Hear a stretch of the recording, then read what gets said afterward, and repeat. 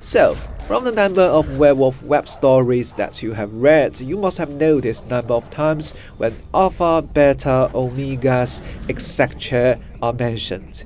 For the newcomers who are wondering, what in the hell are these codenames stand for? Well, today I will be explaining just what each of these terms means, and much more. First, alphas. They are the leaders of their werewolf packs, and in most werewolf stories, unless stated otherwise, the alpha is likely to be one of the main or at least the secondary character, whether as the protagonist or the main antagonist. As leader and the main decision maker, their role in the story will be pivotal. It's actually quite rare for books not to mention the alpha in any werewolf story, even as a background character.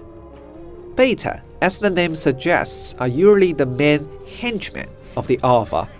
Their roles in most books are usually the secondary character, and within the book they may have a subplot or may have a very important contribution to the main story. Using the Greek alphabet to denote the social order of the wolves in pack is actually a tradition borrowed from the animal kingdom. Actually, when you look into the word alphabet, you would notice that it's actually a combination of alpha and beta. And going further into the alphabet, there are even more lesser positions such as deltas and gammas. With the last letter of the alphabet, the omega is usually the youngest member of the runt of the family.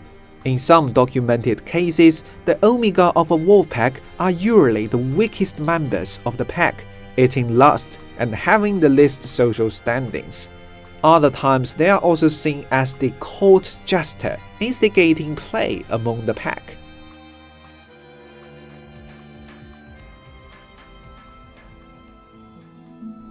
Beside the hierarchy system, the concept of a mate is also often mentioned in the alpha stories again and again. This idea was also brought from a very famous rumor about wolves, that once a wolf finds its mate, only death would do them apart. A friend, a brother, a protector. Sadly, this is not true. Meanwhile, the concept of a lone wolf, which I'm sure most of you have heard from the webfics, does actually exist in the wild. This title is for the wolves that are separated from their own packs and have to live alone. However, it should be noted that wolves are social animals, and being a lone wolf is nothing cool. Large prey, like reindeers, which are favorites for wolves, will be quite difficult for a lone wolf to tackle by itself. In some cases, lone wolves are a result of infighting within the pack, and in other cases, young adults may go out to find their own mates to establish new families and packs.